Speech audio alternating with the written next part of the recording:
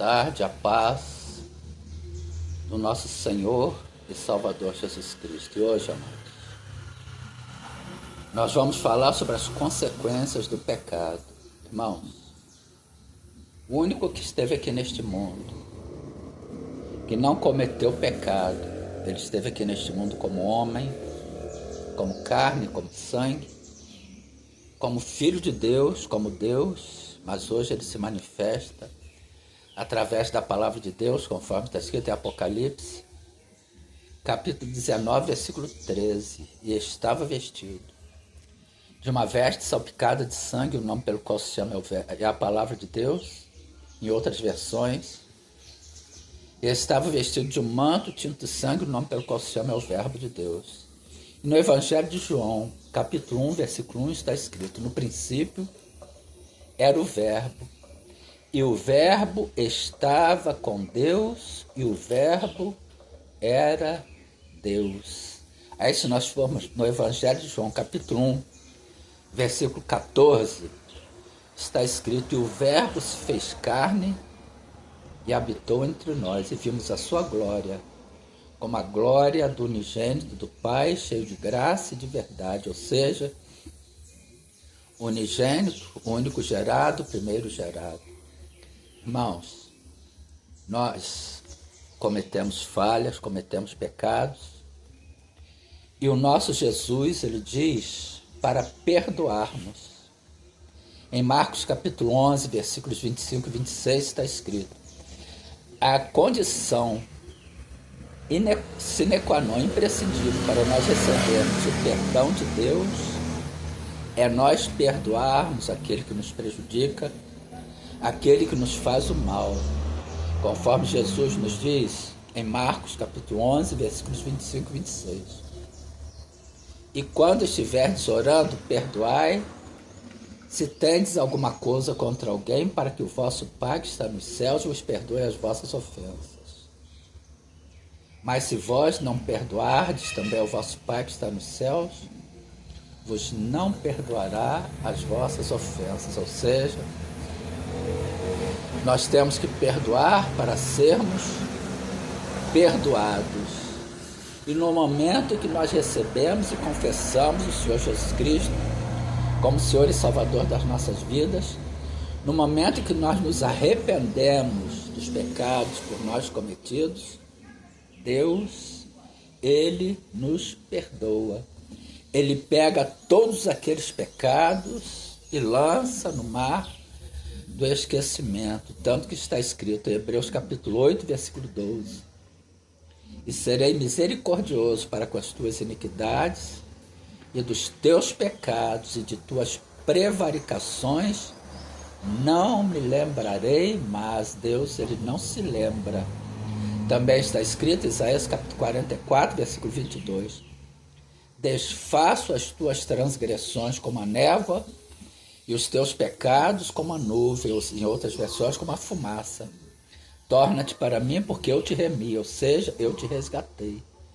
Deus, ele se esquece, ele nos perdoa, ele perdoa os pecados cometidos, mas existem as consequências do pecado. Por exemplo, vamos supor que uma pessoa mata outra pessoa hoje. Aí ele está correndo, ele está desesperado, fugindo, ele encontra uma igreja evangélica, uma congregação. Ele entra ali, a palavra fala ao coração dele, ele se converte, ali ele recebe Jesus Cristo como Senhor e Salvador da sua vida. Ele passa da condição de criatura para filho de Deus. É o Filho de Deus, e Deus perdoa aqueles pecados, lança no mar do esquecimento, mas existem as consequências.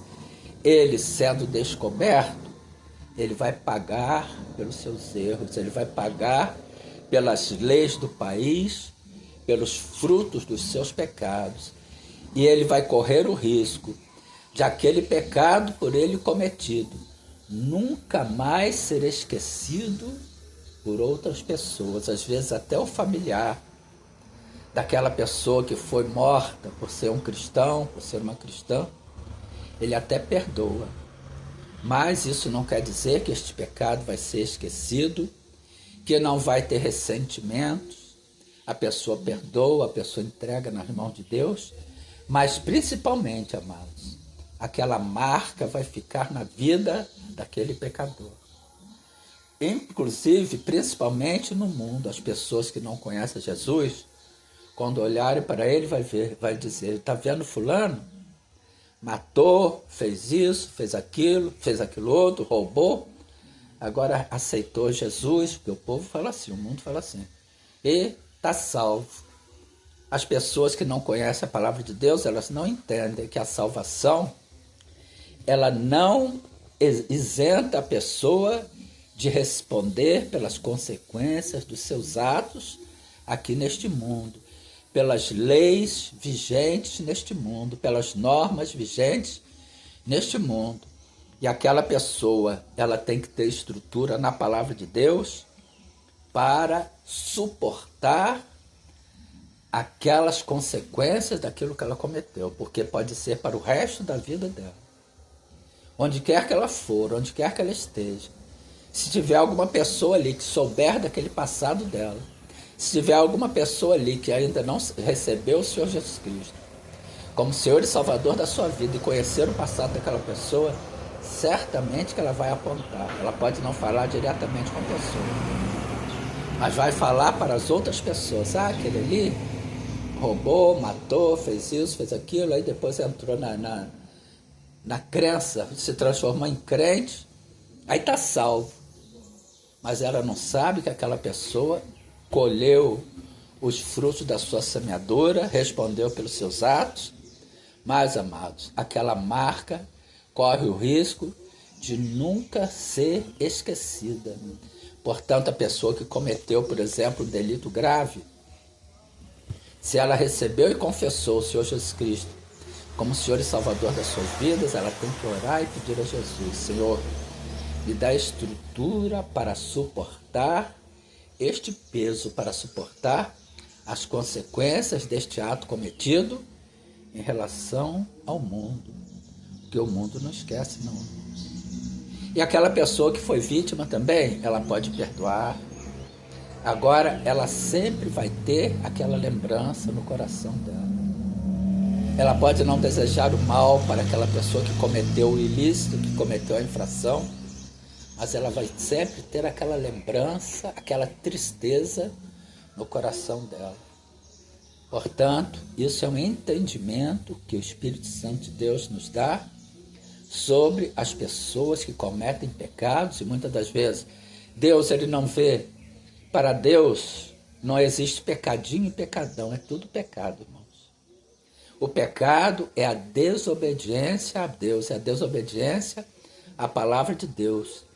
E o salário do pecado para aquelas pessoas que não se arrependem é a morte espiritual, conforme está escrito em Romanos capítulo 6, versículo 23, porque o salário do pecado é a morte. Mas o dom gratuito de Deus é a vida eterna por Cristo Jesus, nosso Senhor. Portanto, vamos guardar esta palavra, também está escrita em Romanos capítulo 8, versículos 1 e 2, portanto agora, nenhuma condenação há para os que estão em Cristo Jesus, que não andam segundo a carne, mas segundo o Espírito. Porque a lei do Espírito de vida em Cristo Jesus nos livrou da lei do pecado e da morte. Esta morte é espiritual, em Romanos capítulo 6, versículo 23, mas aquele ilícito jamais será esquecido das mentes das pessoas que estão aí no mundo, que tomaram conhecimento daquela prática. Portanto, oremos. Pai, muito obrigado por esta palavra exortadora, por esta palavra esclarecedora, que ela sirva para confortar os corações das pessoas que algum dia cometeram um ilícito aos olhos humanos, aos olhos do mundo, grave, e se arrependeram, receberam e confessaram o Senhor Jesus Cristo como Senhor e Salvador das suas vidas, e passaram da condição de criaturas para filhos dos homens e filhas das mulheres de Deus, e Deus lançou estes pecados, estes ilícitos, no mar do esquecimento. Deus não se lembra mais, Deus perdoou, Nós sabemos que aquela pessoa alcançou a salvação, mas nós oramos para que ela tenha estrutura dada por ti, que ela haja pela fé. Hebreus capítulo 11, versículo 1. Ora, a fé é o firme fundamento, é o alicerce, é a base das coisas que se espera, é a prova das coisas que não se vê ou que se não vê.